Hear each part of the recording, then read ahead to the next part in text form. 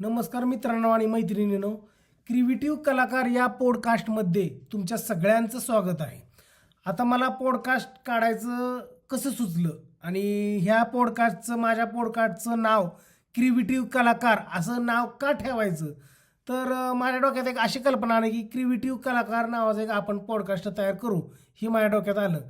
तर का आलं तर तुम्हाला सांगतो नेमकं. आता तुम्हाला सगळ्यात पहिल्यांदा क्रिएटिव्ह कलाकाराचा अर्थ म्हणजे मराठीतनं रचनात्मक कलाकार असा होतो.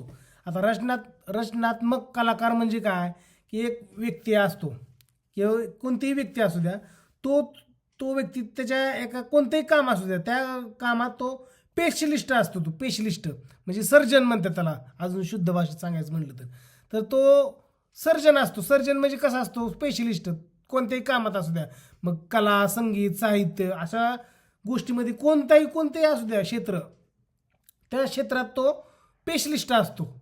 कोणताही व्यक्ती असू द्या, मग त्या गोष्टीला क्रिएटिव्ह कलाकार म्हणजे रचनात्मक कलाकार. आता हे कलाकार लोक कसे असतात की जो माणूस स्वतःची नवीन कल्पना, गोष्टी किंवा अशी गोष्टी निर्माण करतो की त्या माणसामुळं इतर लोकांना फायदा होतो.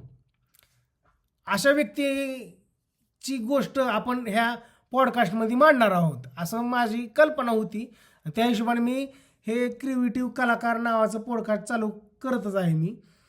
तर तुमचाही भरपूर प्रतिसाद हवा आणि कोणत्या गोष्टीला ह्या क्रिएटिव्ह कलाकारमध्ये भाग घ्यायचा आहे तर त्यांनी मला SMS करा, कमेंट्स करा, तर आपण त्याला बोलवणारच आहोत.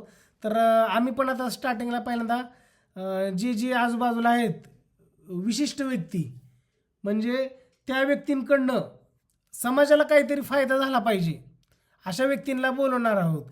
की म्हणजे आता फायदा म्हणजे कसं, व्यक्तींमध्ये त्यांच्यात कोणती तर कला गुणधर्म असतात. कोणते असतात कला गुणधर्म, त्या गोष्टी आपल्या पॉडकास्टवर मांडतील आणि त्या पॉडकास्ट बघून ऐकून समाजातले इतर व्यक्ती त्याचा फायदा घेतील आणि काहीतरी त्यांनाही शिकायला मिळेल.